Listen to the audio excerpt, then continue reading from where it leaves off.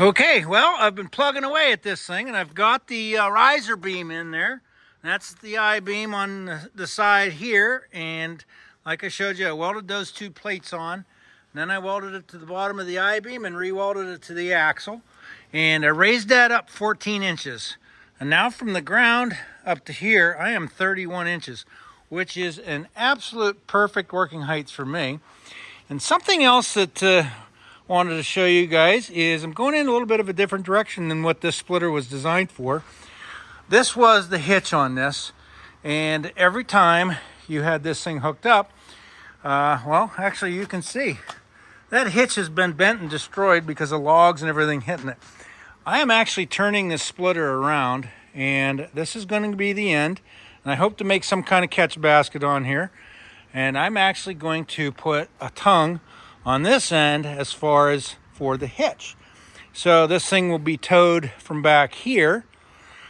That way everything that falls off of it is clear of any vehicle. If you wanted to hook it up or leave it hooked up to a vehicle, you can still split.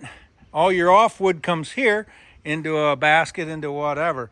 So I wanted to eliminate that headache of the hitch being up there. And the other thing that I'm going to do is the oil tank sits right here, the hydraulic oil tank. And if you run this splitter on this side of it, or if you have a partner helping you, that oil tank sat right there within an inch of your leg. And you know how hot hydraulic oil gets as it runs. So I'm relocating that tank onto the hitch back here. I need that tongue weight, so I'm going to put the tank back here. Right now, as you can see, it is a little new tongue heavy. I've got a jack stand under that, but that's what I want. I want this tongue to be heavier, and it is almost perfectly balanced. And what you might not notice is I also shifted the axle up about, let's see, 11 inches I think is what it was. I moved that axle forward, or towards the rear of the new rear of the machine, to give more tongue weight on the front. And the other reason for doing that, and you can see that it's not going to interfere, but that also gave me a bunch more clearance for all the hydraulic lines. I no longer need to run them through here, those two holes, and have a wear issue there. So when they come out, they're going to go down and under the beam and to this tank back here. So that will eliminate any possible holes getting worn in the hoses, and I think it'll make it a lot better.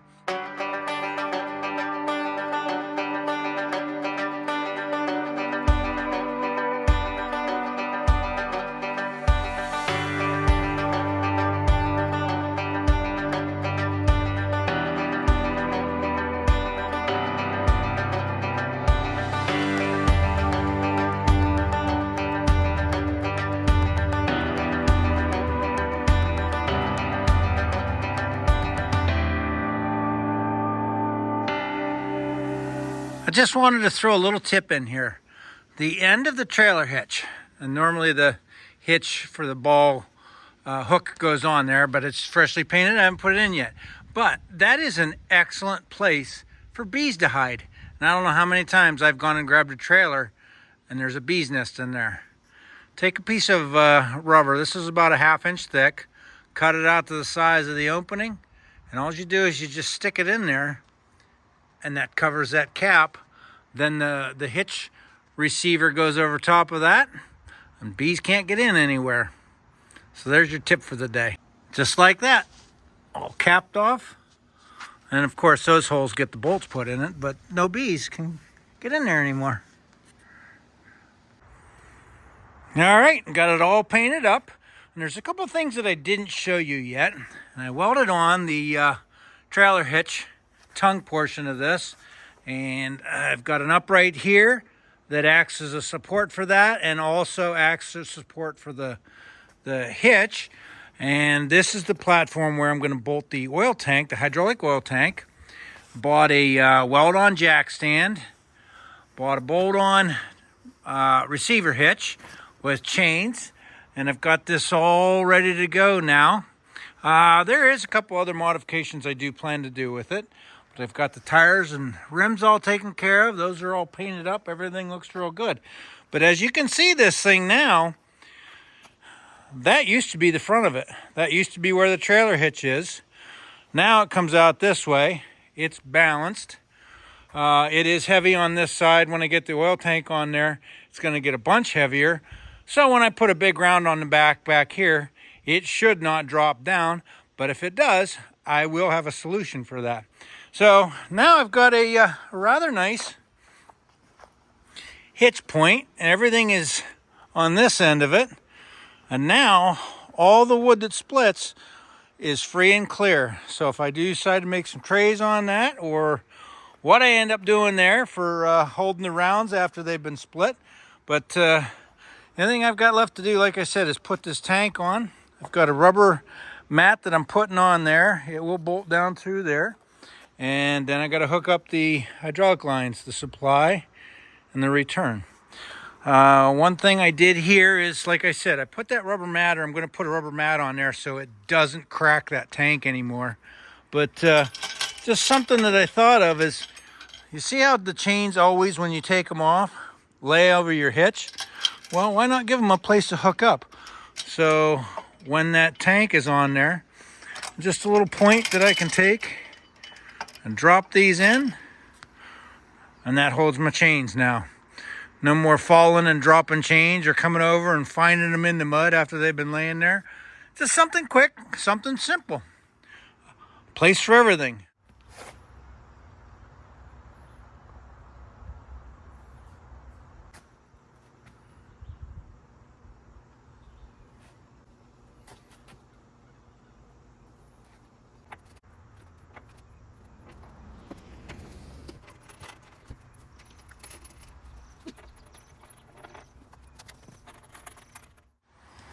Well, I got the tank all mounted up there. It's on that platform. It's on a rubber pad to help reduce some of the vibration. The only thing I got to do now is hook up the two hydraulic lines. So I've got a line here. It's going to go in between this frame and the motor, and we'll get hooked up to this port here. And then the other one on this side is going to go down, under, around, and up to this. I do need to adjust this line a little bit so the one that comes through here doesn't rub on it. And other than that, I should be about ready to go out and give this thing a test run and see how well it performs. My biggest concern or question is how long will this motor run? Does it seem like it's going to run strong enough? I don't know. That's why I need to get through some test runs with this, splitting some wood. And yes, there will be more things coming with this and more changes to do on it to make it a little more efficient for myself. No, I didn't turn this into a vertical. It's just there's too much going on in a vertical to convert this, and I didn't want to be on my knees sliding big rounds in. It would mean that I would have to relocate and swap these two. So that really wasn't an option. And I didn't want to throw a whole lot of time, money, and effort into this splitter if that motor's not going to be good. So I know I can get new motors for it, or new engine, whatever you guys want to call it. That's fine with me. There was some debate in the last video about whether that's an engine or a motor. I know it's an engine. But anyhow, back to getting this thing to where I can become efficient with it and utilize it just for splitting campfire wood. I'm not in the process of producing cord after cord of wood, so this is just going to be for over down in my wood yard there to produce some campfire wood. So I want to go ahead and get this thing up and running and see how it works. I've got both oil lines on now, and the good thing is they are routed up through here, and don't touch anything. There's, oh, a good inch and a half gap all the way around. And it comes up to this outlet, so it's clear. And then on the bottom one, this one here, goes down under the frame. I do have a zip tie on that side. Let me go over and show you real quick. And all that's doing is just kind of holding it from sagging or dropping or anything like that. There's no real pressure on it. So I've eliminated the concern of it wearing or rubbing, especially when it used to go through these holes, by raising that tank up. And these lines are kind of flushing out of the way. You're never ever really behind the axle on this thing working on it. So I've been able to conceal them in and tighten them up and get them out of the way so logs, debris, whatever shouldn't wipe them out. Now I just need to fill the tank with oil and reprime the cylinder or get it cycling again. Throw the brand new oil filter on it that I've got. Throw that on there and it should be ready to start splitting some wood. So let me get this filter on and see if we can't get her back up and running again.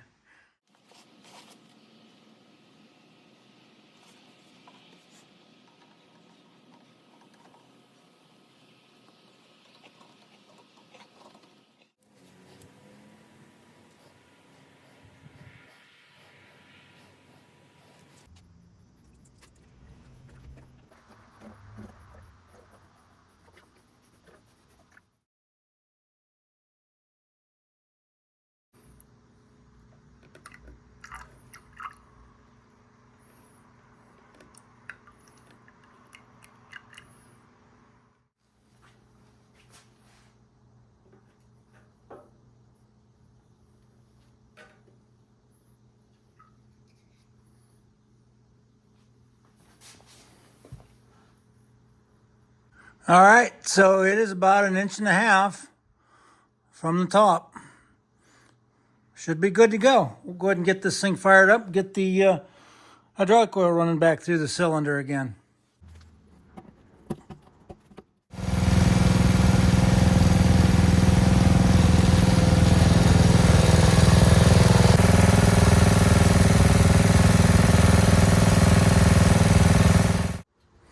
Well, would you look at there? Got it all hooked up, running. Just going to take it over to the other garage and throw some grease into the slide there. But it looks like my dimensions when I put the hitch on come out pretty good. I measured 18 inches to the top of the ball, which is also very, very close to my pickup truck. And it puts this bar just about perfectly parallel to the ground. So that's what I wanted. I didn't want it to run high or low because ultimately I would like to keep it hooked up to the side-by-side while I'm splitting. Now I don't have that issue of wood falling right here where it was hooked up to a vehicle or having to unhook it and set it on a block of wood and do all that malarkey. But got this tank on here, the oil tank. It's a little bit warm right now. Was running it for 10 or 15 minutes just to let it run. Got everything hooked up there and put a dual exhaust on it. What I did was just took some pipe, brought it out, aimed this one down, and that would be like a standard single exhaust coming out of the head there, but it points right straight at me, and I didn't really want that. I'd rather have it pointing down.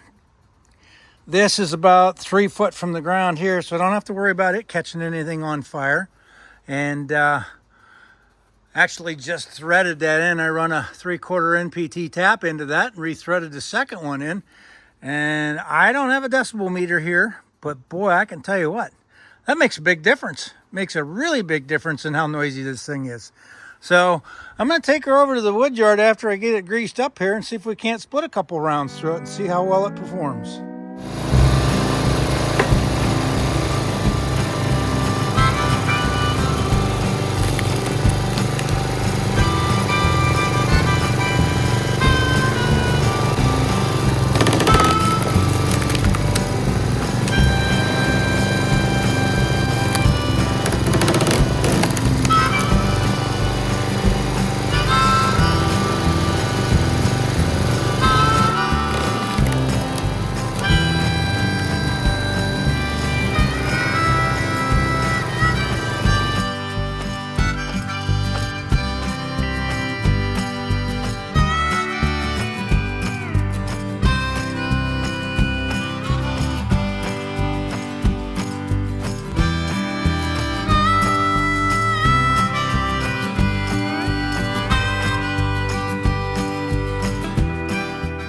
I'm pretty sure you guys recognize it right away after watching me split with this thing and what it's doing. I need to make a cup holder for this thing. No, but seriously, I need a tray, which I'm going to try and create something here. Have a tray on either side of it, and that way the wood doesn't fall off when you split it. You can catch it just like all the new fashion splitters, but thing is working pretty darn sweet. I do, like I suspected, I think I spoke about it earlier or in an earlier video. I have a leak in this fitting right here, and it's not in the thread, it's in the crimp. So I'm gonna take this line off and see if they can either re-crimp it or if I can get that replaced. But otherwise, I don't have any other issues. There's no other leaks. It is leaking right here, as you can see. It's coming out of that fitting, down and around. It's dripping down on here. But all in all, this thing seems to work pretty good. Now, granted, it is extremely slow. I wasn't running it at full RPM, but I wouldn't anyhow. But I can tell you this, it is much better than hand splitting those things. And for some reason, Adam won't let me have this splitter. He will not let me keep it. I don't know why, but said he wants it back. And I guess that's kind of the reason for getting this running. So I do have something to use to split. But it was also more of a challenge to come up and create something with it to see what, first off, if I could get it running. Secondly, if I could change it to make it a little bit better, which I think I did. Got that raised up, got the hitch moved, got the oil tank moved. But I do want to do something else because this cover right here over the top of the cooling fins, I know air comes up out of the fins off of the flywheel on this and blows that air over the top of the cooling fins, but then that blows it right here to where I'm standing, right at the operator. I'd like to find a way to either divert it up this way or take that cover off, let it just blow across the top and up or whatever. But I do think that if I add some kind of pan or angled lid to get that to blow up instead of directly at the operator, it'll make this much more comfortable to run. The height is absolutely perfect for me. I actually really enjoy that height, aside from the bending over and picking up the rounds that fell. But I think I've got solutions for that coming. So I'm going to take this back up to the garage and get this fitting off of here, or that hose off of there. And I guess try and go back to the drawing board on some kind of table for this thing. I will have to let you know what I come up with. All right, so I stopped over here to our local Point Spring hydraulic repair, and I'm going to get my hydraulic line fixed on the splitter there. And they've got 10 locations throughout Pennsylvania, Ohio, and West Virginia.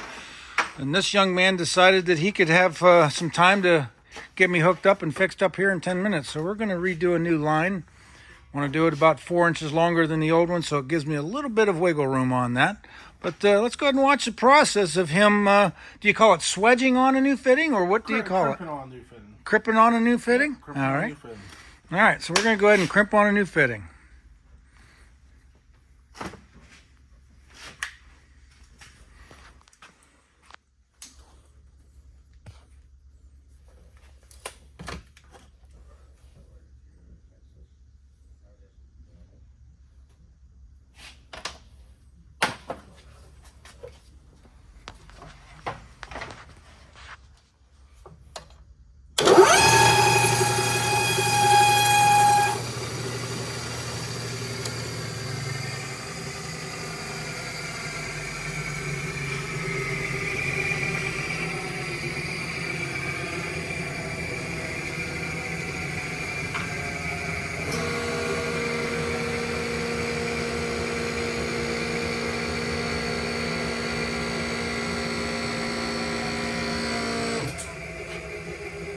And you had mentioned out there about fixing my old hose, about not being able to guarantee it leaking.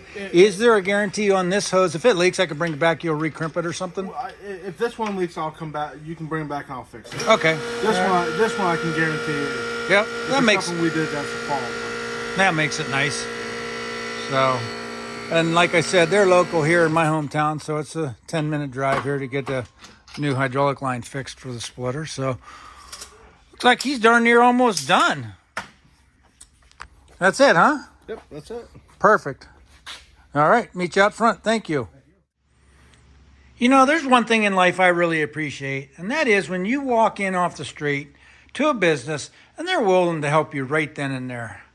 Literally 15 minutes, I've got the new hydraulic hose back on the splitter, ready to go. No more leaks there. So I appreciate the fellow over at Point Spring that helped me out and get this taken care of. He said, yeah, I'll run back and do it right now. And I think it took him about all of 2 minutes, and I'm off and running again. And I think we're going to go ahead and end the video here after running this thing for a little while and seeing the different things that I don't like about how it's performing. Catch baskets, heat shields, hydraulic valve, things like that. Other than it's slow, I really am trying to get out of this without spending an entire bank account on the thing and getting it to where it can just function and split some wood up for me. So I think we're going to end it here. If you liked what I've done so far, give me a thumbs up and stick around. Hit that subscribe button so you get notification on the next one that comes out on the changes or the additional changes I've made. Thanks for being here, and we'll see you again soon.